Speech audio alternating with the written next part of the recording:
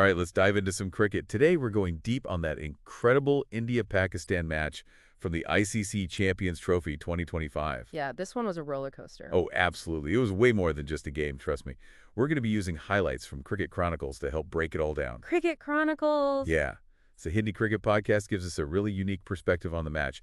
So, to set the scene, Pakistan won the toss and, feeling confident, chose to bat first. Bold move. For sure. But how'd that turn out for them? Not so well, I'd say. They ended up with 241 runs. Which, against India's bowling attack, isn't exactly intimidating.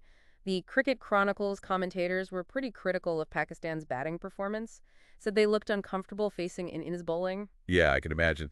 There were some decent scores, though, right? Oh yeah, Shakil put up a good fight with 62 runs, and then you had Mohammad Rizwan, solid contribution with 46, but after that it seemed like they just couldn't find their rhythm. It's like they hit a wall. And then there was that, I guess you could call it an epic fail from Shaheen Shah Afridi. Oh, the Golden Duck. Yeah, out on the first ball. Talk about a tough break. Definitely took the wind out of their sails.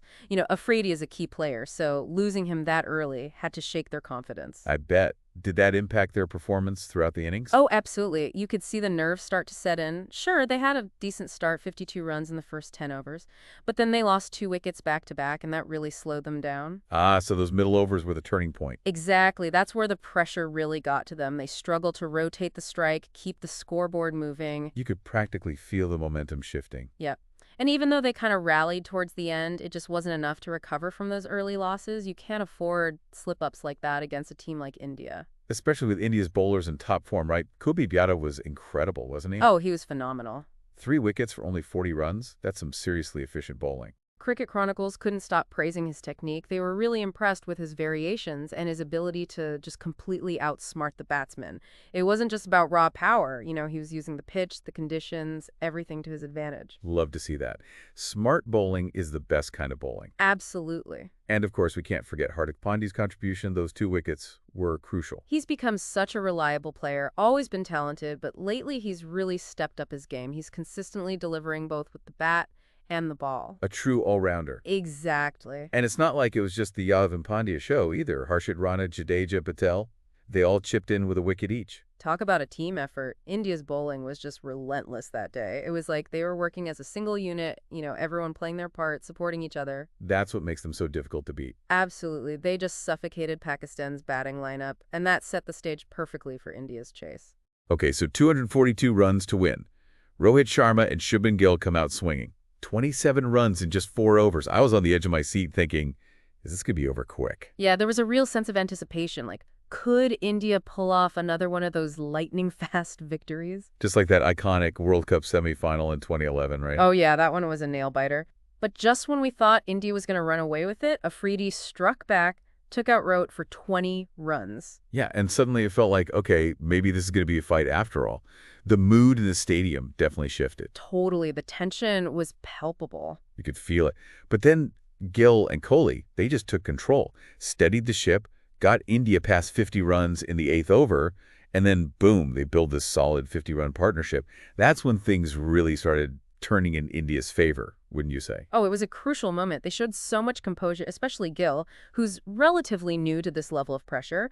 But just as they were building momentum, Ober Ahmed dismissed Gill for 46. Oh, man, so close to a half-century. Yeah. But you know what? Even with that setback, Kohli didn't flinch. He's just unflappable, isn't he? Totally. Kohli just kept going, scored a brilliant half-century, and then formed another 50-run partnership with Shreyas Iyer. They were unstoppable. And, the Cricket Chronicles commentators, they're really highlighting Kohli's leadership during that partnership. He wasn't just focused on his own score. He was guiding Iyer, making sure they were both on the same page, working towards that team total. He was basically the captain out there, even though he wasn't wearing the armband. So by the 31st over, India was cruising 168 for 2. Yeah, just needed 74 more runs to win. It felt like smooth sailing from there. It's amazing how they went from that, slightly rocky start to just complete dominance. It really shows how deep their batting lineup is. It's like they have a plan for every situation. They started aggressive, then they lost a couple of wickets, so they consolidated, and then they just powered through to the finish line. That's the mark of a champion team, wouldn't you say? Oh yeah, that adaptability, that ability to shift gears seamlessly is what sets them apart. They don't panic when things get tough. They just adjust and keep moving forward. And That's what makes them so dangerous. They're like a well-oiled machine, every part working in perfect harmony. Exactly. And that's what makes this whole deep dive so fascinating, right? We're not just recapping the match, we're getting a glimpse into the minds of these elite athletes. We're seeing the strategies that drive their success. Absolutely. And I think there's a lot more to unpack here, so let's take a quick break, and we'll come back to delve even deeper into this incredible match. It really does feel like that moment when they shifted gears that sealed the deal for them. From there, their batting just became this perfect blend of aggression and smart play. And of course, the bowling was just relentless the entire time, just kept the pressure on Pakistan. Yeah, you're right about that pressure. Because even though India won pretty comfortably in the end, it wasn't always a sure thing.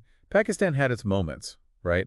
Oh, for sure. I mean, you can't take anything away from their bowling attack, especially Afridi. Those wickets he took really changed things for a bit. Yeah, he was a real bright spot for them in what was honestly a tough match. Absolutely. And, performances like that, they really add to the whole India-Pakistan rivalry, don't they? But speaking of India, their batting depth was incredible to watch. Multiple players contributing those valuable runs, and then their bowling. I mean, come on. It's like they had this game plan all along, restrict Pakistan to a low score, then just chase it down steadily.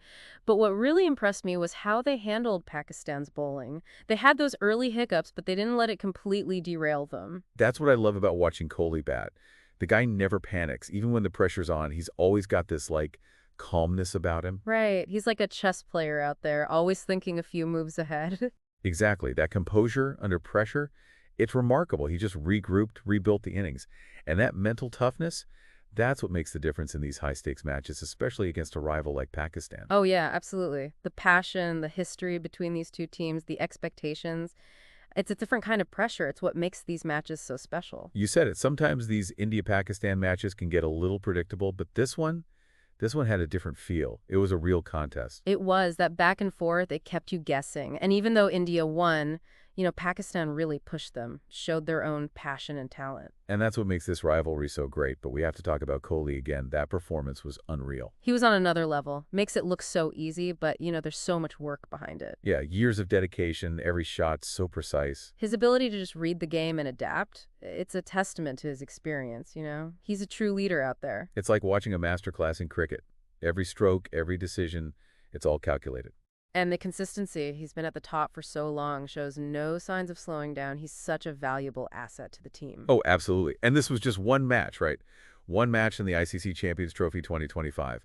But it was a match that showed everyone what India is capable of. Definitely sent a message. They were dominant with both the bat and the ball. They're adaptable, they're mentally tough, and they're clearly determined to win. And even though Pakistan lost, we saw some real potential there. Their bowling, especially Afridi, was a threat. And their batting, well, it had its moments. Yeah, they had flashes of brilliance. And, every team faces setbacks during a tournament. The key is to learn from them and come back stronger. So what's next? This India-Pakistan clash was just the beginning. What are you looking forward to for the rest of the Champions Trophy? Oh, man, for me, it's the unpredictability of it all. Every match matters. The pressure's high. We could see some amazing underdog stories, incredible comebacks, maybe even some moments that change how the game is played. It's going to be a wild ride. Absolutely. It'll be a roller coaster of emotions, that's for sure. Every match a battle with displays of skill and strategy you won't believe. That's what keeps us fans coming back for more. It's not just about the wins and losses. It's about the journey. Those unexpected twists and turns, the individual performances that blow you away. Yeah, those moments of pure brilliance, the nail-biting finishes, the come-from-behind victories, that's the magic of sports. We know how this match ended, but the real joy is in reliving those moments, thinking about the strategies, appreciating what these athletes can do. And who knows what else we'll see. Maybe some new stars will be born, some unlikely heroes will emerge, and some classic rivalries will be rekindled. So as we continue our deep dive into the Champions Trophy, let's remember to really savor every moment, appreciate all the little details of the game, and just enjoy this incredible display of world-class cricket. It's going to be a tournament we'll never forget. So I got to ask, after such a strong win against Pakistan, does that make India the favorite to win the whole thing, the Champions Trophy? Well, they've definitely made a statement. They're in top form, that's for sure. But, I mean, is it too early to call them champions? There are a lot of other strong teams out there. Oh, yeah, you're totally right. It's a long tournament, and we know things can change quickly. But I'll say this win, especially against Pakistan, it has to give India a mental edge, I bet. That confidence boost has got to be huge. But you're right, we can't forget about those other teams. Who else should we be watching out for? Who are the real contenders? Australia, always a tough team to beat.